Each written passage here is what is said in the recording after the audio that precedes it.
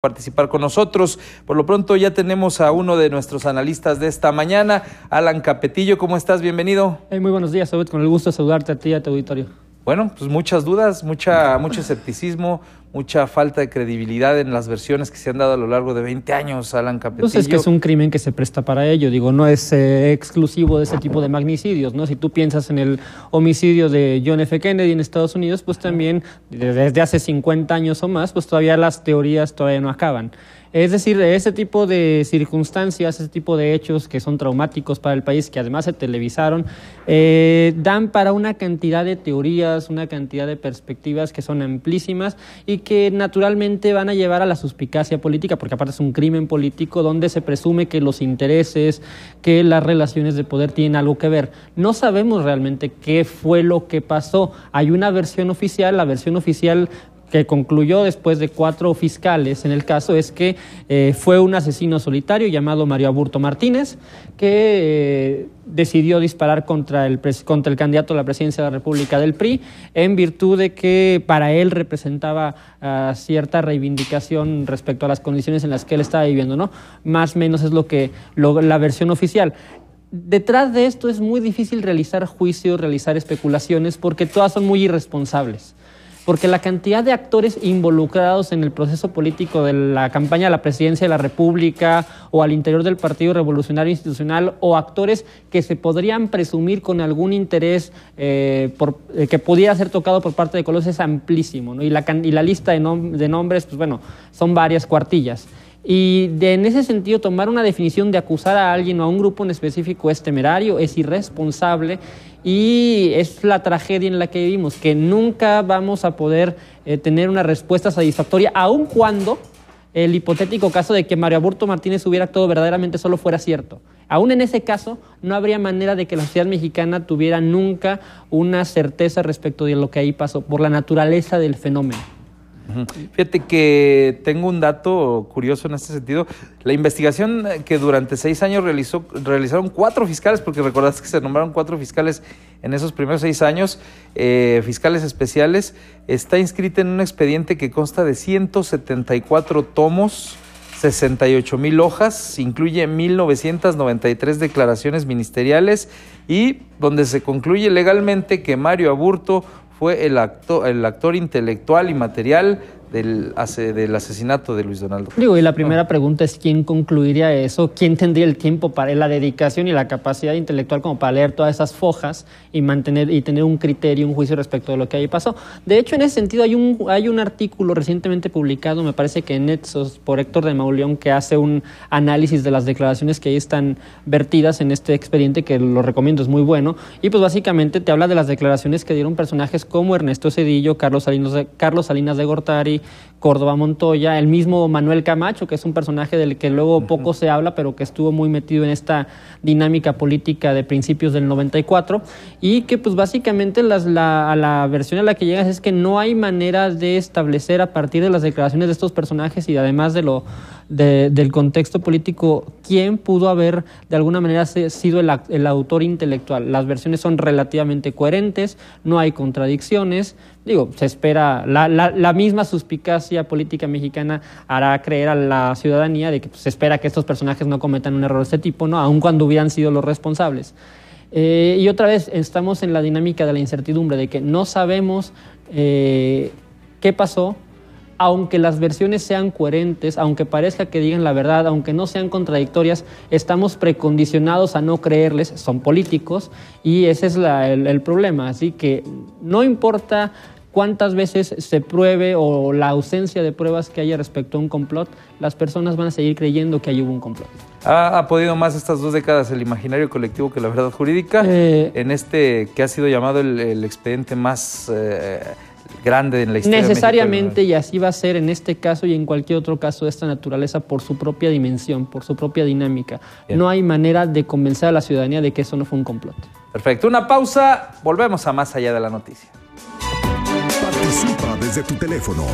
Marca al 910-3508 y 09. Más allá de la noticia. Estás viendo Más Allá de la Noticia.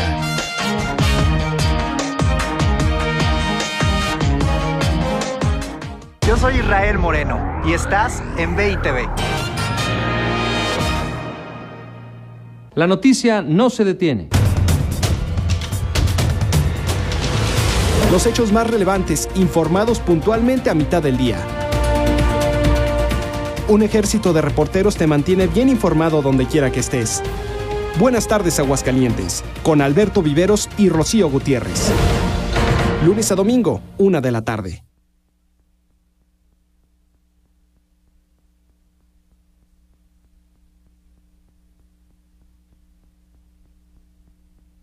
Tienes que tener siempre historias, porque no sabes cuándo se va a prestar la oportunidad para filmar esa historia.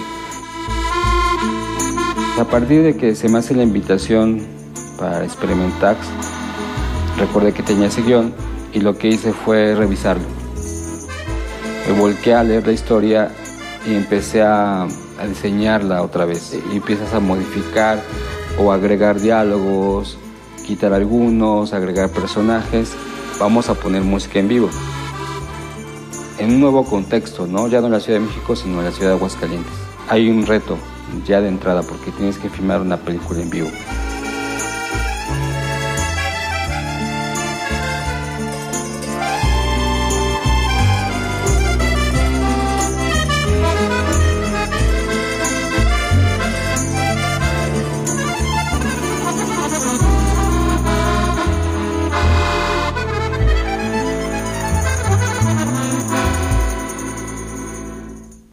Cuenta la historia que hubo una vez una casta de caballeros muy valientes. Peleaban ferozmente como guerreros, pero con el corazón como caballeros. El ángel de la victoria era su aliado.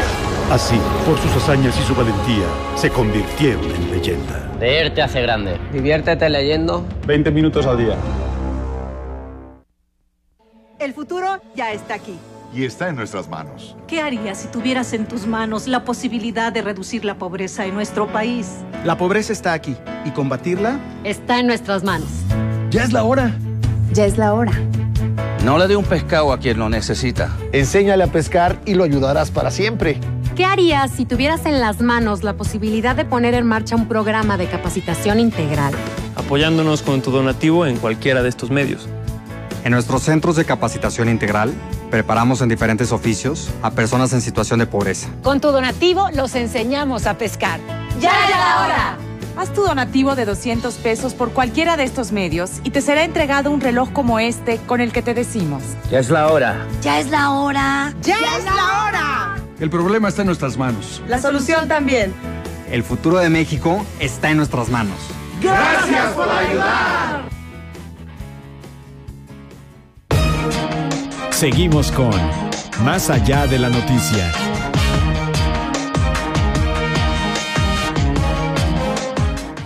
Más allá de la noticia, el programa de análisis de Radio BI.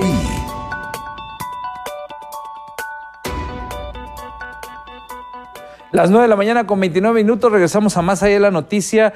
Sin duda alguna la pregunta principal, o de las preguntas principales, la segunda sería: ¿por qué matar a Luis Donaldo Colosio? Hay también muchos tabús, muchas dudas. Algunos diciendo que fue incluso el expresidente Salinas, otros que fue el propio Aburto en sus sueños de grandeza, que decía en algunas declaraciones que hizo, y que fue un error, decía Mario Aburto, que el haber matado a Luis Donaldo Colosio. Él decía, pues yo le quise disparar al pie, pero alguien me movió y se me salió el tiro. Hay otra versión que dice que hubo un segundo disparo ya cuando lo llevaban en el carro, que lo asesinaron. Antes de continuar con esta respuesta que nos vas a dar, Alan, hay gente también que quiere opinar. ¿Quién está en el teléfono? Muy buenos días. Bueno. Sí, buenos días. Gracias por comunicarse, buen día. Mire, voy a ser breve. Yo, estoy al tanto desde el momento que lo asesinaron a este señor, y recuerdo un periodista, una caricatura que pusieron, que le pregunta al periodista a un niño: oye, ¿usted sabe quién mató a Carlos, al señor Colosio? Dice, no, pues está pelón. Así de plano, ¿verdad? Así de fácil. Y atrás de eso nos pusieron a un presidente, Ernesto Zedillo, que no lo eligió el pueblo, sino lo puso Carlos Salinas. Bien, pues gracias por... ¿Sí? Un favor, oiga, cuando usted tiene ahí entrevista con este señor los sábados, el Martín Orozco, yo soy una persona, tengo 57 años y no tengo trabajo. Bueno, no me cuelgue, le tomamos los datos y con todo gusto lo contactamos con él y gracias por la opinión. Alan Capetillo, pues ahí está, ¿no? Lo que es parte del Vox Populi, las acusaciones que se han hecho, los comentarios, las... A ver, son dos tesis, ¿no? El complot y el tema del asesino solitario. Si el asesino es solitario, en realidad no es muy relevante, es un tipo que está loco y simplemente comete un asesinato que cambia el país. No hay mayor discusión. La discusión interesante, o si tú quieres morbosa, es si hubo un complot. Y si hubo un complot, ¿quiénes estuvieron involucrados, ¿no? Y ahí viene desde la leyenda popular esta que se ha construido alrededor de Carlos Salinas de Gortari, que también es difícil sostenerla, porque finalmente Carlos Salinas de Gortari y Colosio tuvieron una relación muy estrecha durante muchos años, más de una década. Carlos Salinas de Gortari, cuando trabajaba en programación y presupuesto, pues se lleva a Colosio a trabajar con él. Después, cuando Carlos Salinas de Gortari es candidato a la presidencia de la República, lleva a Colosio como candidato al Senado. Cuando Carlos Salinas de Gortari llega a la presidencia de la República, nombra a Colosio como presidente del PRI y después lo lleva al gabinete y después es candidato a la presidencia de la República. Es decir, eso te habla de una relación muy estrecha, porque finalmente van de la mano durante todo este proceso. Si hay un rompimiento o no hay un rompimiento entre Carlos Salinas de Gortari y Colosio, resulta difícil imaginar qué podría llevar a una enemistad tan amplia como para pensar que el expresidente hubiera pensado en asesinar a su aliado, amigo, durante décadas, ¿no? Me resulta complicado de pensar así. Obviamente Carlos Salinas de Gortari siempre ha sido y será el villano favorito de este país por muchas razones, la crisis del 94, el movimiento del ZLN, el tema del Tratado de Libre Comercio. Hay una cantidad de razones por las cuales el personaje está defenestrado y probablemente jamás va a poder salir de esa opinión pública que hay ahí.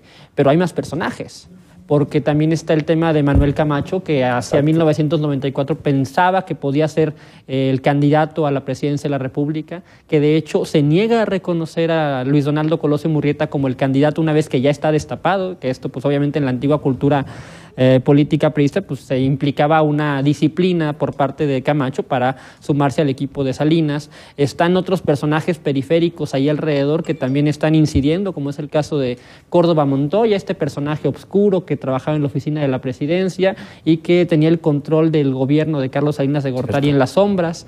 Es decir, hay una cantidad de personajes increíblemente, muchos de ellos todavía están en la agenda pública, ¿no? Cuando uno revisa por ahí las declaraciones de los diversos implicados, te das cuenta que aparecen nombres que hoy todavía siguen vigentes. El caso de Manlio Fabio Beltrones, en ese momento gobernador de Sonora, que va a la escena del crimen una vez que se da el magnicidio. El caso de Emilio Gamboa Patrón, que hoy es presidente del Senado, que en algún momento se barajó como un posible sustituto para la candidatura de Luis Donaldo Colosio Murrieta. Incluso hay algunos aguascalentenses que están en este contexto, ¿no? Obviamente la posición de el exgobernador del estado, Otto Granado Roldán, dentro del equipo de Salinas también le da un juego ahí.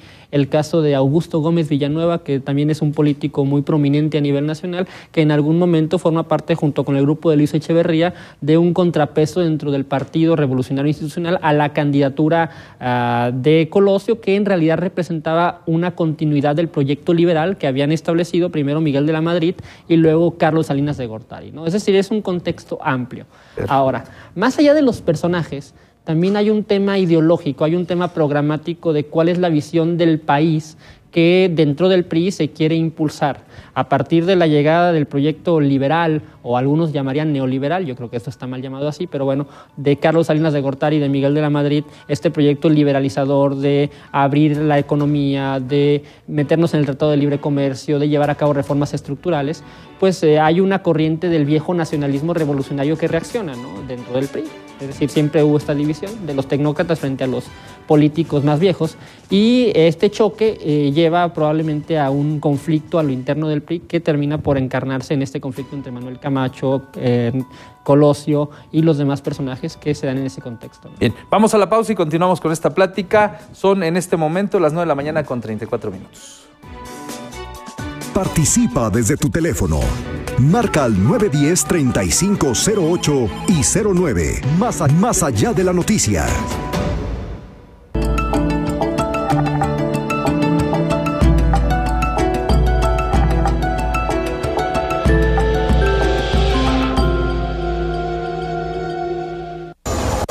Nos importa que estés informado hasta el final del día.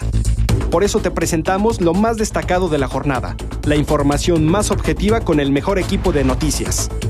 El resumen informativo en Buenas noches, Aguascalientes, con Rocío Gutiérrez. Lunes a sábado, 7 de la noche.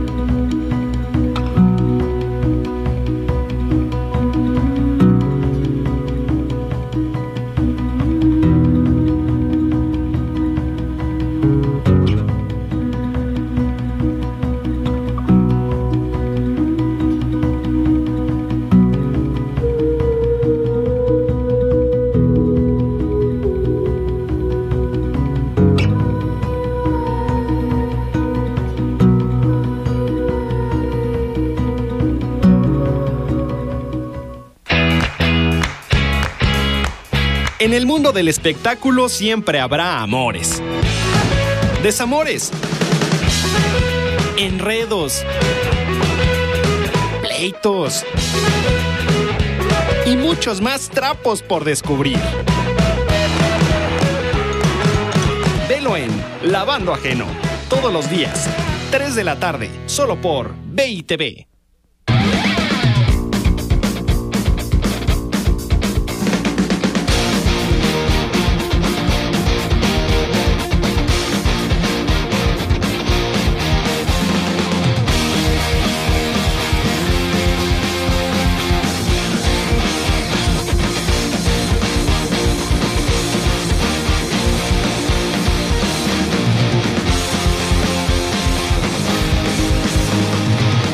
Sé parte de nuestro equipo. En la cancha. En vivo, 2 de la tarde.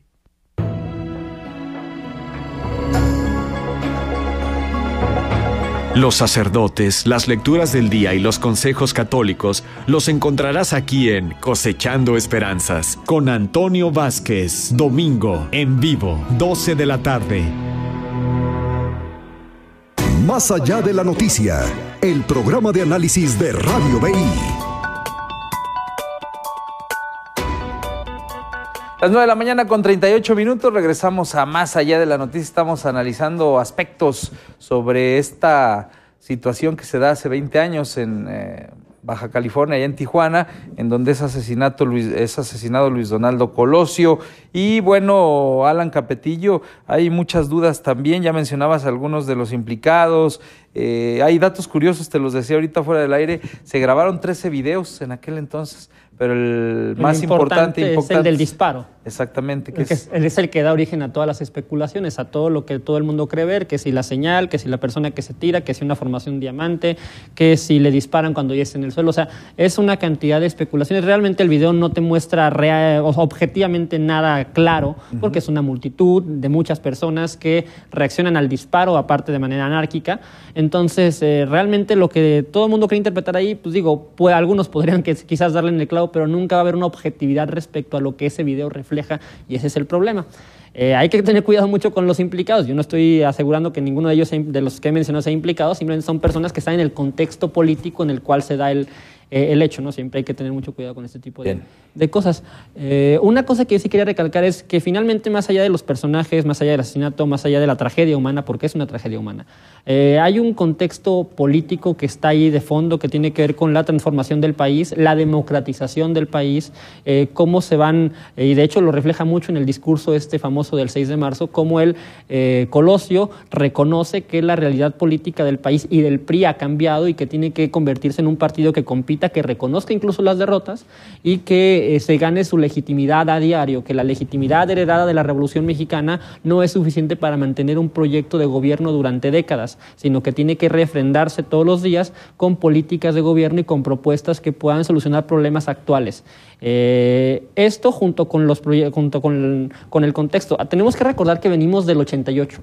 La elección anterior había sido muy cuestionada por todo el tema de Cárdenas, de Salinas y demás. Y en este nueva elección, parece ser que Colosio quiere distanciarse un poco de ese fraude, quiere llegar con legitimidad. Y en ese sentido quiere proponer reformas políticas que permitan democratizar al país y quitarle al PRI, quitarle al candidato oficial el estigma de que va a ser él una imposición. Yo creo que eso es lo que también está ahí y eso es lo que luego genera esta tensión, porque por un lado ya se abrió el sector económico con Salinas y ahora quiere abrirse el campo político a la competencia, a la democracia, y esto genera muchos choques de intereses que quizás alguno pudo haber incidido en el caso de la teoría de la conspiración, en el asesinato, pero es esto, ¿no? Es, por un lado, la apertura económica que se da en el sexenio de Salinas y el pendiente que era la apertura política, que es lo que lleva al conflicto político. Bien. Alan, si me permites, tengo en la línea telefónica a Héctor Macías, él es subsecretario de Enlace Territorial del Comité Ejecutivo Nacional del PRI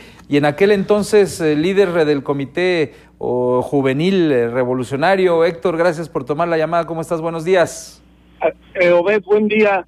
Un saludo a ti y a todo tu teleauditorio.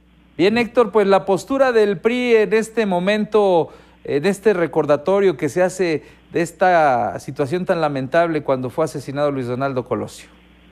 Pues sí, Obed, sin lugar a duda, el PRI todo el tiempo lamentará la muerte de tan prestigioso y talentoso mexicano, que yo no tengo duda iba a ser el presidente de los mexicanos de no haber pasado ese asesinato tan brutal que han estado comentando tú y todos tus panelistas. Ahora, en este sentido, estamos comentando con Alan Capetillo y con la ciudadanía que se ha comunicado, se ha vuelto un tabú, se ha vuelto ya esto algo que va más allá de las cosas, vemos discursos por doquier, señalamientos, denuncias, ¿cómo se debe actuar y qué podría pasar a futuro? ¿Tú ves una resolución de este caso que, repito, es lamentable? Bueno, si en la inmediatez del asesinato de Luis Donaldo Colosio no hubo una solución a este magnicidio, yo creo que en cuanto más pase el tiempo será difícil determinar todas y cada una de las hipótesis que se han señalado. Lo que es una realidad es que tenemos un asesino encarcelado y confeso, y la otra realidad es que el PRI de hoy aún continúa reconociendo la visión de Colosio y que Colosio hoy por hoy sigue siendo inspiración de muchos priistas. En este sentido, ¿cuál sería el mensaje? Pues, ¿qué nos deja a final de cuentas un asesinato de esta magnitud y de un personaje político y con la calidad moral que se menciona tenía?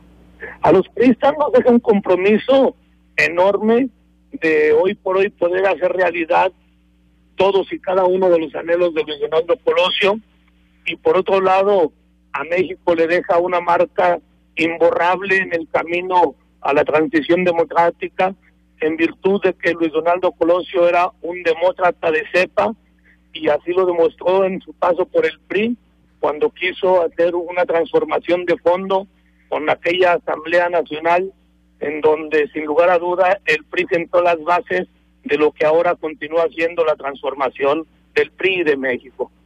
Perfecto. Héctor, pues te agradezco estos comentarios y estamos en contacto. Obed, buen día.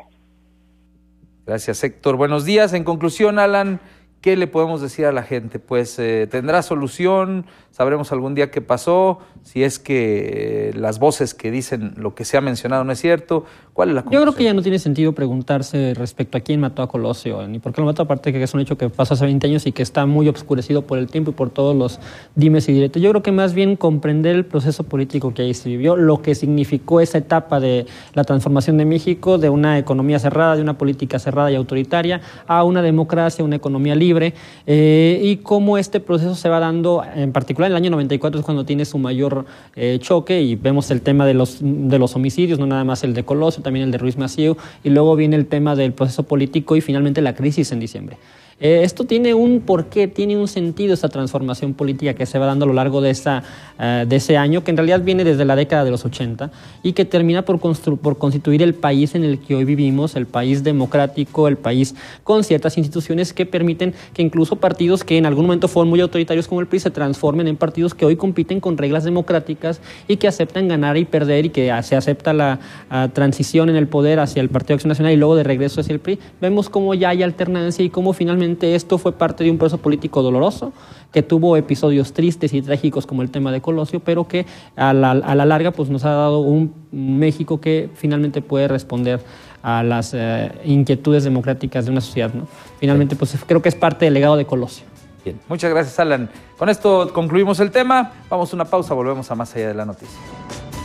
Participa desde tu teléfono. Marca al 910-3508 y 09. Más allá de la noticia. Estás viendo